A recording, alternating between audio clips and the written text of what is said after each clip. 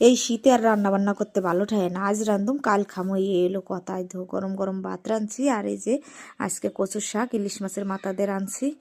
আর এই যে বেশি রান্ধন নাকবো দেখিয়া শীতের বেলা এই যে কালকের বাসি মাংস বেশি করে রাঁধতে দিয়েছি, আর এই যে কালকের বাসি লুচি।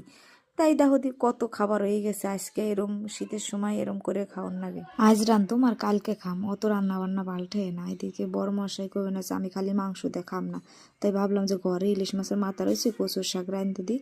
তো আমি এদিকে মাংস আর লুচি খাইতেছি, সেই স্বাদ।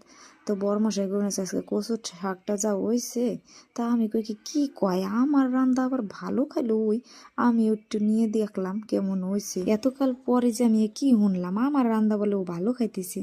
না সত্যি ভালোই তো হয়েছে। যাই হোক, আমার একটু মুইসাম দেখে এদিকে বর করেছে খাওয়ার সময় কি নাটক না গাইছো, নাতিরে কিন্তু ফোন মন ভাঙ্গে হালাই দিন। তো তোমরাই কও, সবাই ভিডিও করে, আমার কি একটু শখ করে না ভিডিও করবার? হেই আবার ওই বিডা পছন্দ করে না, কেমন ঠেয়ে তাই কও দি। অমেঘা কি দিয়ে ভাত খাচ্ছ? মাংকু ভাত।